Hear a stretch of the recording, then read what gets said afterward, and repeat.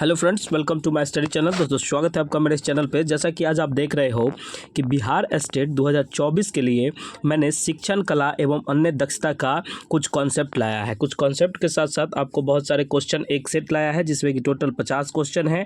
देखिए, इसमें total 50 question है। जैसा कि आप देख रहे हैं, ये दोनों पेपर 1 और पेपर 2 दोनों के लिए हैं और इसमें बहुत सारे ऐसे कॉन्सेप्ट दिए गए हैं जिसको कि आज हम लोग देखने वाले हैं। तो सबसे पहले हम शुरुआत करते हैं नंबर 1 क्वेश्चन से, जो कि क्वेश्चन क्या है कि गिजू भाई वेदका का जन्म कब हुआ था।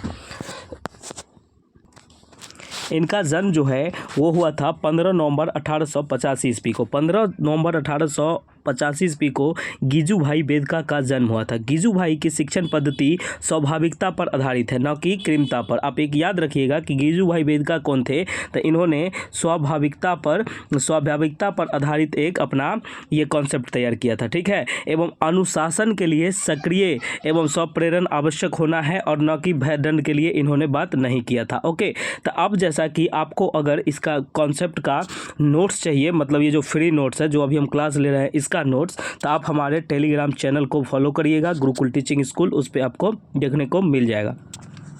उसके बाद है आगे कि मनोवैज्ञानिक प्रयोगशाला की स्थापना किसने की थी। मनोवैज्ञानिक प्रयोगशाला की स्थापना किसने की थी, तो इसका जो है ये वुंट ने की थी। क्या थी? वुंट ने की थी। जर्मन वैज्ञानिक थे और डॉक्टर विलियम वुंट ने 1879 ईस्वी में जर्मनी के लिपिंग विश्वविद्यालय में दुनिया का पहला प्रयोगात्मक मनोवैज्ञानिक प्रयोगशाला बनाई थी। 1875 में विलियम जेम्स ने हार्वर्ड यूनिवर्सिटी में मनोवैज्ञानिक प्रयोगशाला की स्थापना की थी, ठीक है।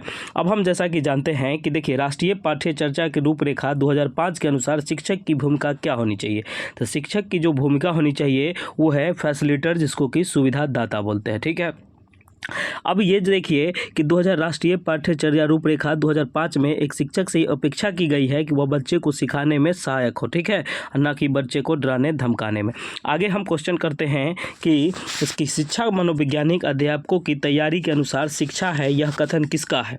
अनुसार शिक्षा है यह कथन किसका है, तो यह शिक्षक जो है ये BF स्किनर का ये कथन है। ओके, जैसा कि आप लोग देख रहे होंगे कि आप लोग 4 में से 4 नंबर लाए होंगे और अपना अपना नंबर काउंट करते जाइएगा। इसमें 50 नंबर का टोटल आपको क्वेश्चन देखने को मिलेंगे। आप लोग अगर इस चैनल पर नए हैं तो इस चैनल को सब्सक्राइब करें और मैं ये कॉन्सेप्चुअल 10-15 मिनट में ये क्लास आपका ओवर कर दूंगा। ओके, उसके बाद हम आगे आपसे बात करते हैं कि देखिए आगे जो क्वेश्चन है उसको हम देखते हैं। अगर एक बात और देख लीजिए कि आप लोगों को अगर नोट्स चाहिए, नोट्स स्टेट का अगर आपको नोट्स चाहिए, तो आप क्या कीजिए कि जो भी पेपर 1 का नोट्स चाहिए तो आप क्या कीजिए कि इस नंबर पे व्हाट्सएप मैसेज करके और पेमेंट करके आप ये ले सकते हैं। किसी भी सब्जेक्ट का हो आप पूरा आपको मिलेगा। ओके, उसके बाद पेपर 2 का जो नोट्स है ये आप इतना रुपया पेमेंट करके आप ले सकते हैं। ओके, अब देखिए कि दिए गए नंबरों पर आप व्हाट्सएप मैसेज के थ्रू इस पर बात कीजिएगा, आपको ये नोट्स अवेलेबल हो जाएगा। आप जाइएगा वहाँ, देखिए एक बात यह है कि आप डेमो का सुविधा बंद है, डेमो आप चैनल पे देखिए और वहाँ जाइए, आप पेमेंट का स्क्रीनशॉट भेजिए और अपना लीजिए सब नोट्स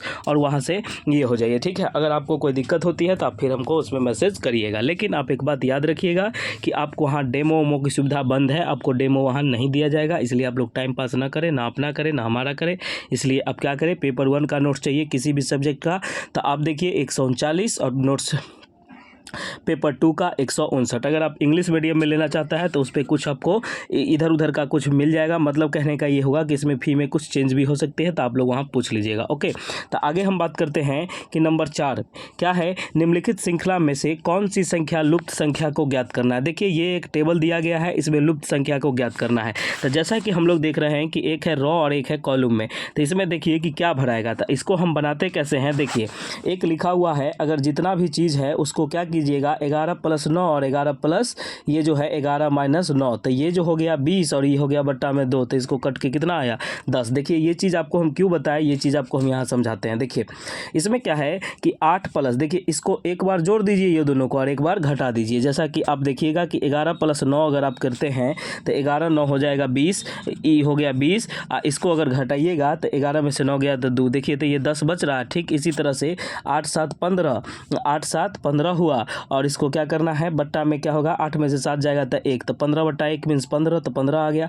अब इसको क्या कीजिएगा, 12×10 हो गया कितना, 22, 12×10 कितना होता है 22। इसको आप समझ गए ना कि 12×10 22, और इसमें से 2 गया तो ये कट गया तो 11 बचा, तो इसका आंसर कितना हो जाएगा 11 होगा। इस तरह का बहुत सारा कॉन्सेप्चुअल क्वेश्चन आपको देखने को मिलेंगे, आप लोग उसको अच्छे से देखिएगा और इसको अच्छे से समझिएगा। इसका जो आंसर हो गया वो कितना हो गया, तो इसका जो आंसर हो गया वो आपका कितना है 11। ओके, अब हम आगे आपसे बात करते हैं कि देखिए एक ट्रेन 48 किलोमीटर गति से 30 सेकंड में एक प्लेटफॉर्म की दूरी को पार करती है। यदि ट्रेन की लंबाई इतनी है तो प्लेटफॉर्म की कुल दूरी, देखिए इसको बनाने का एक तरीका है, हम आपको बनाते हैं। तो ये जो है प्लेटफॉर्म और ट्रेन का कुल लंबाई का योग जितना है तो दिया हुआ है 48 × 30, इसको एक फार्मूला लगा के गुने 5/18 आप कर दीजिए। अब देखिए ये पूरा एकदम आपसे हल हो जाएगा। जैसे देखिए कि 6 को 3 बार पढ़ेंगे तो 18 और 5 बार पढ़ेंगे तो 30, उसके बाद 3 से इसको गुना किए तो ये 16 बार में ख़त्म। तो आप इसको गुना कीजिएगा तो 16×5 80, 80×5 हो गया 400।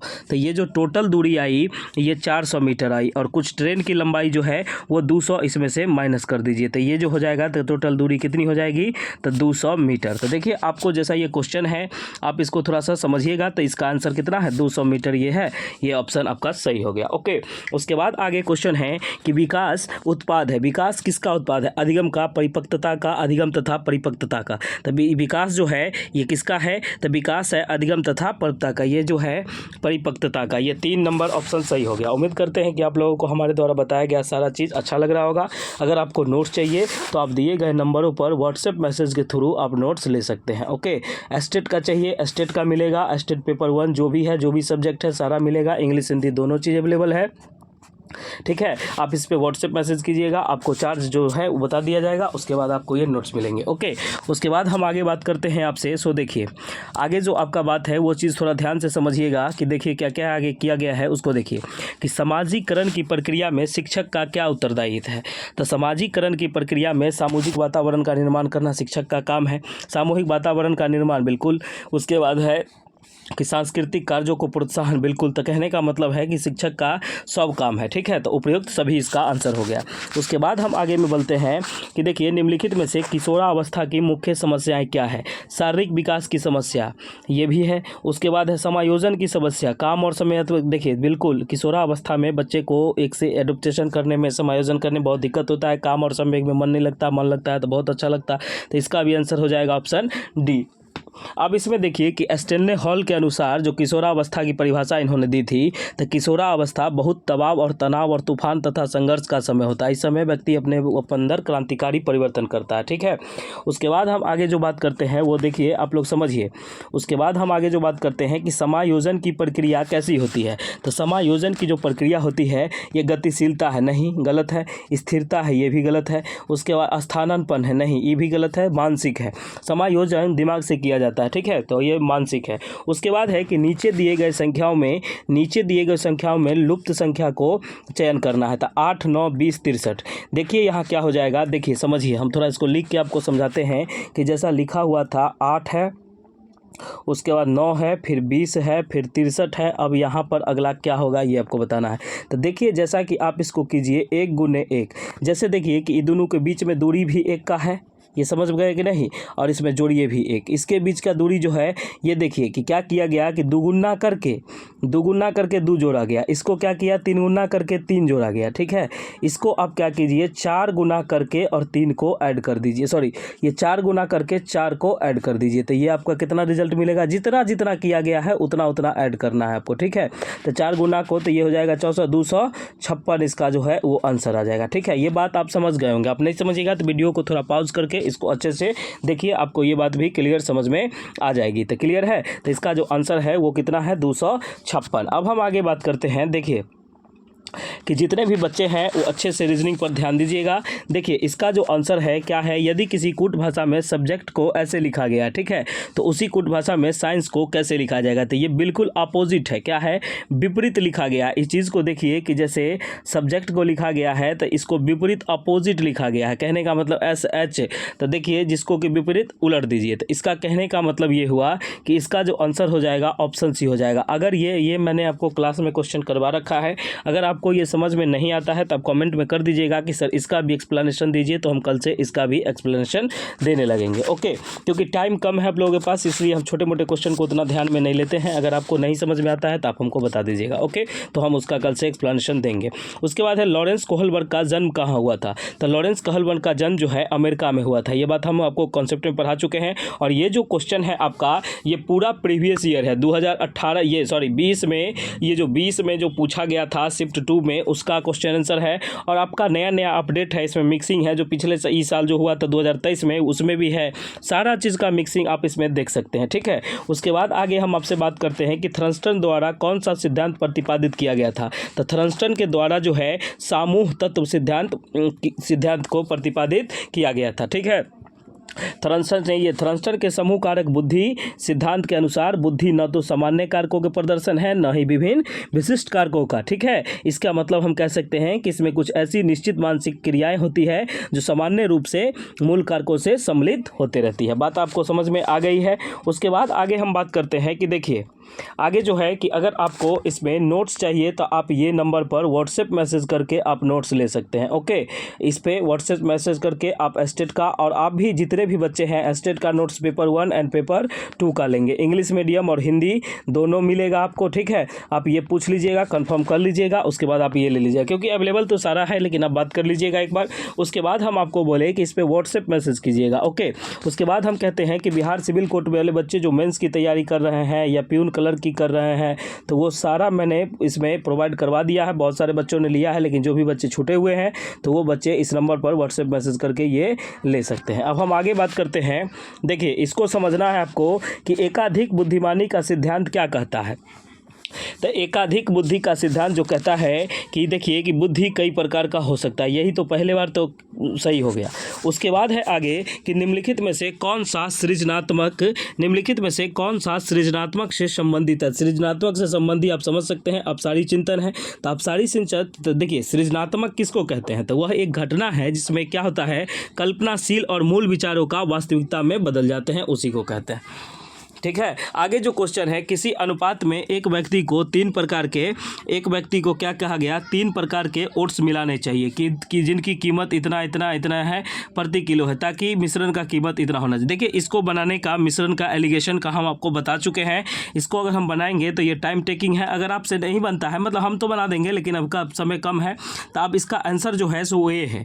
ठीक है, अगर आपको पता नहीं चल रहा है कि सर कैसे है, ये तो हम पूरा पढ़ा चुके हैं आपको, तो रटाया हुआ क्वेश्चन है, 10 बार बताए होंगे अभी तक। तो उम्मीद करते हैं कि ये आपको आता है। अगर नहीं आता है तो कमेंट में लिख दीजिएगा, सर इसको भी समझा दीजिए, तो हम अलग से इसको समझा देंगे। ओके, आगे देखिए कि 3 क्रमागत संख्याओं का विषम संख्याओं का जो योग है वो कितना है, ये दिया हुआ 69 है। तो बताइए, देखिए इसका हम आपको थोड़ा सा हिंट दे देते हैं। इसका आंसर जो होगा 21 होगा। ठीक है, अब कैसे होगा उसको भी थोड़ा सा देखिए। जब 3 जब क्रमागत पूछ रहा है, और ये देखिए तो एगो x ले लीजिए, एगो x+2 ले लीजिए, एगो x+4 ले लीजिए। ठीक है, तो ये जो सारा लेंगे तो इसके बराबर में कितना कह रहा है कि ये 69 है। अगर मान लीजिए इसको हम क्या क्या कर सकते हैं, तो देखिए 3 क्रमागत है, तो आप इसको देखिए कि ये 3x प्लस में 6 हो गया ना।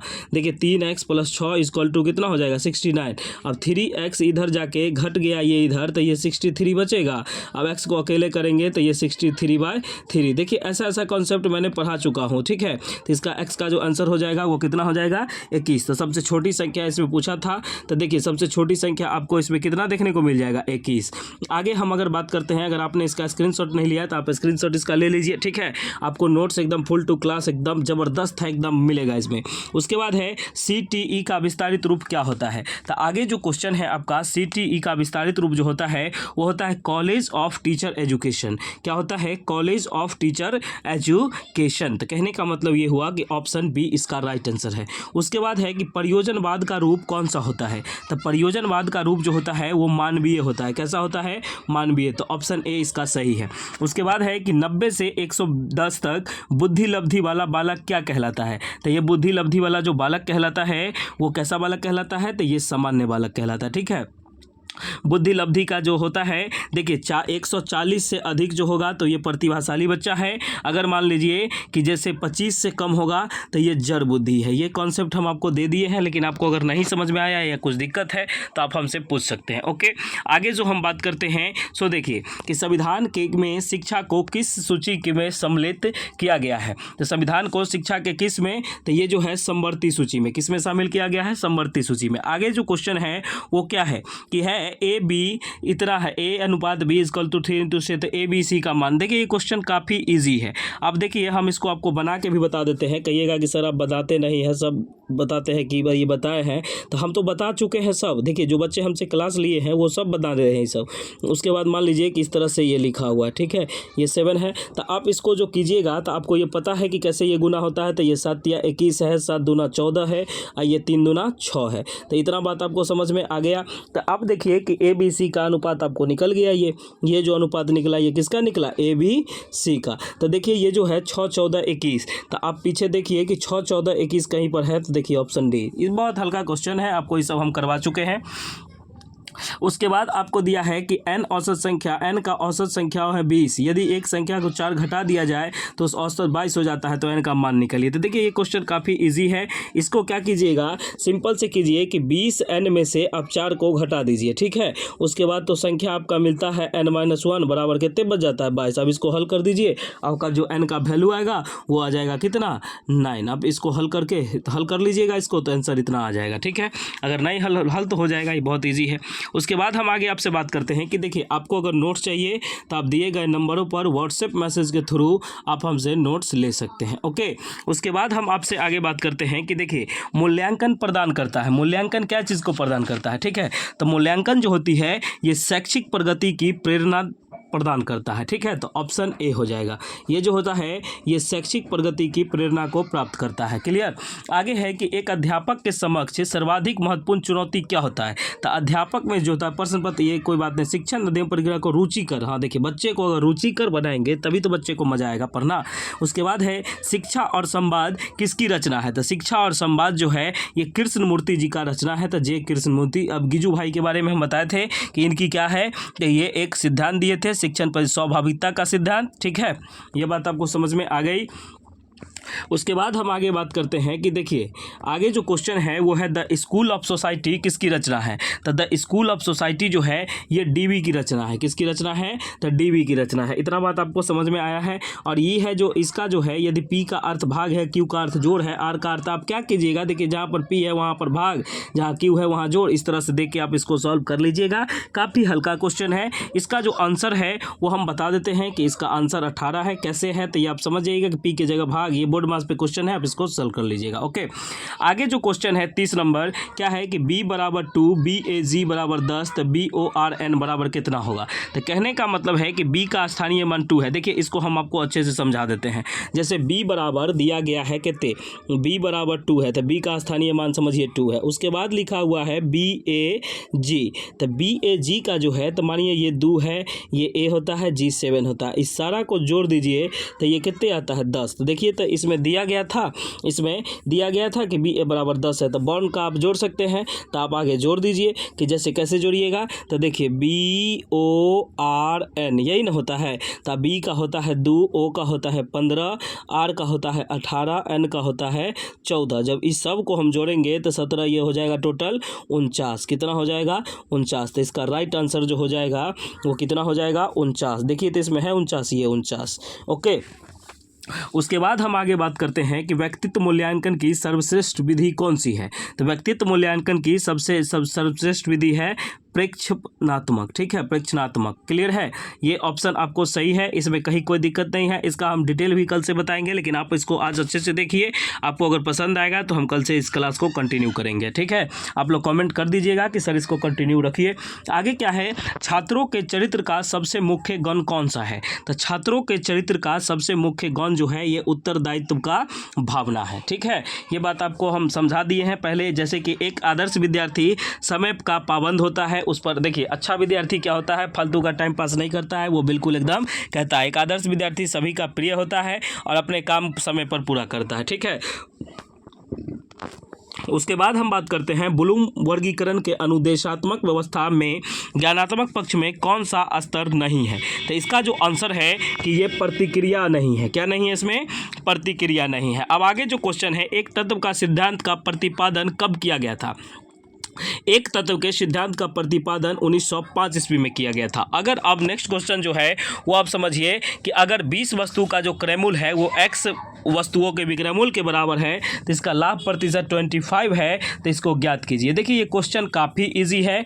आप इसको क्या कीजिएगा, इसको करिएगा क्या कि लिखिएगा कि 20 गो ज़्यादा है तो 20 गुने CP अब बराबर लिखिएगा x गुने SP। अब जब इसको कीजिएगा तो फॉर्मूला होगा CP बट्टा SP इजकल टू 20 बट्टा x बट्टा 20। जब इतना होगा तो इसको हल कीजिएगा। उसके बाद जब इसको आप हल कीजिएगा तो फिर 20 में से x को घटा दीजिएगा, आगे कीजिएगा तो इसका आंसर जो है x बराबर 16 आएगा। ठीक है, तो ये चीज़ आप अच्छे से समझ लीजिएगा। अब आगे देखिए कि आगे जो क्वेश्चन है इसको देखिएगा तो इसका आंसर ऑप्शन डी होगा। ऑप्शन डी में कितना है? 16। क्लियर। आगे जो है उसको देखिए कि क्वेश्चन क्या कह रहा है कि 105, 103, 106 ए तथा इतना का औसत मान क्या होगा। तो औसत का मतलब ये होता है कि जितना चीज़ दिया रहेगा सबको जोड़ दीजिए, सबको जोड़ दीजिए, ए को भी जोड़ दीजिए, बट्टा में उतना संख्या लीजिए। तो यहाँ 1 2 3 4 5 संख्या है तो सबको जोड़ के 5 से भाग लगा दीजिए, बराबर में 110 लिख। देखिए इसको लिखने का तरीका ये होता है कि 105 लिखिए आप, उसके बाद लिख दीजिए 103, फिर लिखिए 106, उसके बाद है ए और प्लस में है 119। ठीक है, इतना बात आप लिख दिए। अब बट्टा में क्या किए? 5। अब जो है अब बराबर 110, ये बराबर में क्या था? 110 दिया हुआ था ना, तो इसको जब घेर घार आप सब चीज़ बनाइए तो इसका आंसर कितने आएगा? 117। ओके, आप इसको करिएगा ना, बहुत इजी है, बहुत बार हम इसको बता चुके हैं। अब देखिएगा जो भी बच्चे इसको नए हैं वो देखिएगा ध्यान से, 127 से कर आंसर होगा सी नंबर, सॉरी 117, सॉरी ये कितना होगा? 117। उसके बाद क्वेश्चन क्या है कि द्वितत्व सिद्धांत का प्रतिपादन किसने किया था? द्विपद का ये जानते हैं कि ये स्पीयरमैन ने किया था। उसके बाद है वंशानुक्रम किस प्रकार की भिन्नताओं को प्रभावित करता है? तो वंशानुक्रम जो होता है वो शारीरिक भिन्नताओं को करता है। क्लियर। ठीक है, उसके बाद आगे हम बात करते हैं आपसे कि ये देखिए कि क्या क्या है। आगे है जन्म के समय शिशु में संवेग होता है। किस चीज़ का संवेग होता है? तो उसमें प्रेम होता है, क्रोध होता है, दया, ये सब तो कुछ जानता ही नहीं है। उसमें क्या होता है? उत्तेजना। क्या होता है? उत्तेजना। आगे है नेतृत्व के गुणों का सर्वाधिक विकास किसमें होता है? विकास होता है किसमें? तो नेतृत्व के गुणों का जो होता है ये किशोरावस्था में बच्चे जब जवान हो जाते हैं उस समय इनका ये होता है कि हम किसी चीज़ में भाग लें, किसी चीज़ को नेतृत्व करें। ठीक है, वो बात समझिए। उसके बाद आगे है कि नीचे दिए गए विकल्पों में संबंधित शब्द को ज्ञात करें। तो जैसे मोची जो है ये चमड़ा है, तब बढ़ई क्या है? तो बढ़ई लकड़ी का काम करता है, इतना बात तो आप जानते हैं। अब आप कहिएगा मेज टेबल कुर्सी, तो मेज टेबल कुर्सी लकड़ी से बनता है लेकिन बढ़ई का काम ही होता है लकड़ी के साथ। ओके, उसके बाद क्वेश्चन है कि यदि 1 मई 2000 को सोमवार था तो 31 जुलाई 2000 को कौन सा दिन था? देखिए ये तो हम आपको सिंपल बताए हैं। आप दिनों की संख्या जोड़ के जैसे 30 + 30 + 31/7 91/7 कोई दिन नहीं बचा, तो जो दिन था वही दिन हो जाएगा। ठीक है, तो इस दिन सोमवार था तो इस दिन भी सोमवार। देखिए इसको जोड़ने का ये है कि जब 1 से 1 जुलाई में विषम दिनों की संख्या आप निकालिएगा तो 30 + 30 और प्लस में 31 हो जाएगा, और जितना भी आता है तो सप्ताह में 7 दिन होते हैं उससे भाग देंगे तो ये 91/7 हो जाएगा, तो 13 बार में कट जाएगा, तो इसमें शेष 0 बचा। तो जब शेष नहीं बचता है तो जो दिन रहता है वही दिन हो जाता है। ओके, उम्मीद करते हैं कि ये सब चीज़ आपको समझ में आ गई होगी। उसके बाद आगे जो है उसको देखिए। आगे जो है कि रुचि होती है, जन्मजात अर्जित दोनों क्या होती है? बताइए रुचि क्या होती है? तो रुचि जो होती है ये जन्मजात और अर्जित दोनों होती है, क्योंकि ये देखिए ऑप्शन सी है। किसी बच्चे में किसी को रुचि होता है तो वो जन्मजात होती है, या किसी रुचि कोई चीज़ भी में। उसके बाद चिंतन की प्रक्रिया में सबसे कम महत्वपूर्ण कौन है? तो चिंतन की प्रक्रिया में सबसे कम महत्वपूर्ण जो होती है वो होती है मांसपेशी। क्या होती है? मांसपेशी। आगे जो है उसको देखिए कि शिक्षण रणनीति में निम्न में से किस पर बल दिया जाता है? तो शिक्षण रणनीति में ये जो है मनोवैज्ञानिक अनुप्रयोग, प्राकृतिक विज्ञान के अनुप्रयोग पर, प्राकृतिक, ये सभी पर, ये सभी जो है सभी सत्य हैं, सभी पर दिया जाता है।